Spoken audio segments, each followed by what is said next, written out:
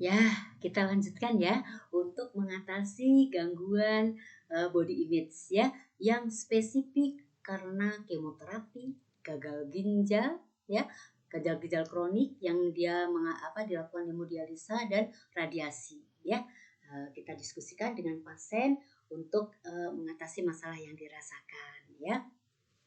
Baik. Nah, kita langsung ya. Jadi kita langsung ke fase kerja ya. Untuk pasien-pasien yang seperti itu adalah kita harus jelaskan bahwa nah teteh kan dilakukan cuci darah yang secara rutin sehingga mengakibatkan gitu ya dia kan merasa jadi akhirnya minder nih, awalnya mukanya bersih cantik ternyata hitam-hitam, nah kayak gitu ya. Nah teh, perubahan itu adalah memang perubahan itu yang diakibat dari proses penyakit. Nah bagaimana untuk mengatasi perubahan-perubahan yang terjadi itu ya. Untuk mengatasi kulit teteh yang hitam-hitam, teteh juga nanti bisa misalkan ya rajin mandi, tentunya rajin merawat kulitnya, terus kemudian juga bisa menggunakan bedak untuk pembersih gitu ya. Teteh juga bisa lakukan karena nanti kulit-kulit yang itu tuh supaya nanti bisa berkurang gitu ya, dibersihkan supaya walaupun banyak titik-titik tapi tampak cerah gitu ya. Terus kemudian nanti nih untuk mengatasi titik nah itu juga bisa, misalnya nanti teteh bisa ngobrol dengan dokter ya. Ada pengalaman bahwa kalau orang yang misalnya penyakit hitam-hitam karena karena eh, apa itu kan karena sampah ya, karena sampah-sampah ya yang seharusnya kan ginjal itu menyaring nih sampah-sampah dikeluarkan lewat dan lewat kencing, tapi kenyataannya ginjal sudah tidak mampu menyaring itu sehingga sebagian sampah-sampahnya kembali, akibatnya nah yang mengenai kulit adalah kulit menjadi bintik-bintik hitam, nah gitu ya. Nanti untuk mengatasinya bisa nanti dengan aku bicara dengan dokter ya, kira-kira apa yang bisa untuk mengurangi titik-titik hitam. Nah pengalaman ini bisa disuntik dengan vitamin C ya, sebulan sekali disuntik vitamin C itu juga bisa mengurangi ya.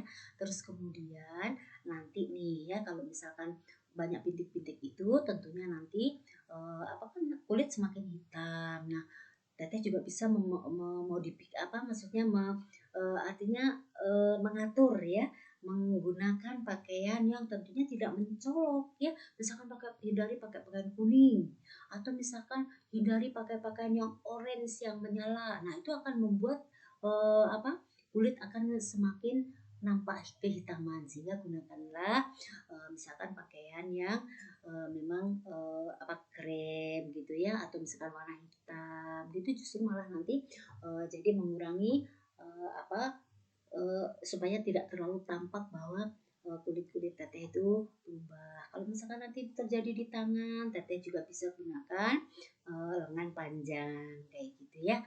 Dan kemudian lakukanlah perawatan ya supaya nanti tidak mengurangi untuk gatal-gatal, dan nanti juga akan mengalami gatal-gatal dan sehingga merasa kayak nggak pede gitu ya karena adanya gatal-gatal itu gitu ya. Nah nanti bisa dilakukan ya itu ya teh ya, untuk kalau misalkan itu terjadi pada pasien yang gagal ginjal kronik. Kalau misalkan pada yang kemoterapi, apa coba yang akan terjadi ya? Pada kemoterapi itu biasanya yang dia akan mengalami kebutakan. Nah jelaskan pada pasien ya, sama seperti tadi ya, dijelaskan bahwa eh, rambut itu seumur hidup akan tumbuh.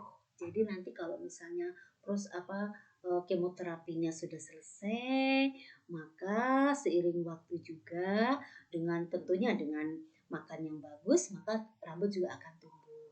Nah sekarang bagaimana nih masalahnya untuk menutupi kekurangan tubuh yang ternyata botak ya, misalnya bisa dengan kerudung seperti ini ya, atau misalkan dengan menggunakan topi gaya ya. Topi itu kan sekarang orang menggunakan kerudung juga yang model topi itu ya kan cantik tuh topi, terus kemudian nanti ada dikalungkan ke sini. Nah, kalau misalkan rambutnya botak gitu ya.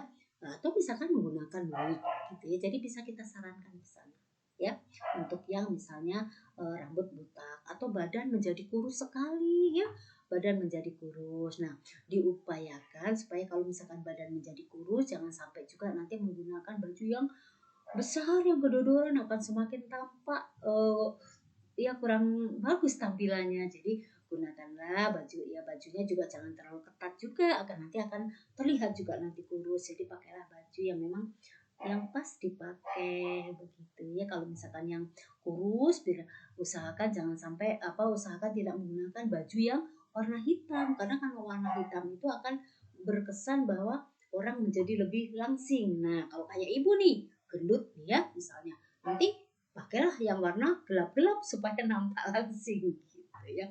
Jadi dijelaskan seperti itu nanti kepada pasiennya ya, untuk yang botak akibat kemoterapi, dan jelaskan bahwa rambut itu akan tumbuh terus menerus ya, rambut kuku akan tumbuh terus menerus ya, kecuali rambut-rambut tertentu seperti di alis bahaya kalau tumbuh terus ya, nanti bisa-bisa nggak bisa lihat kita ya.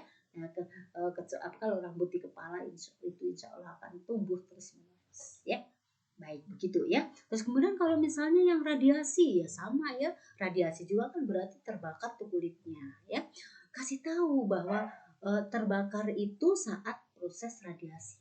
Nanti juga kalau misalnya kan setiap kita tidur tidur nyenyak itu kan akan terjadi perbaikan jaringan. Jadi insya Allah nanti akan terus itu yang rusak akan terus diperbaiki, dan seiring dengan waktu juga nanti dan udah selesai radiasi juga nanti akan mulai uh, berganti, yang hitam itu akan mulai menipis kehitamannya dan bisa kembali ke normal. Memang perlu waktu yang lama ya. Kalau misalkan mengalami hal itu ya nanti pakai pakaian lah yang bisa menutup area tersebut gitu ya.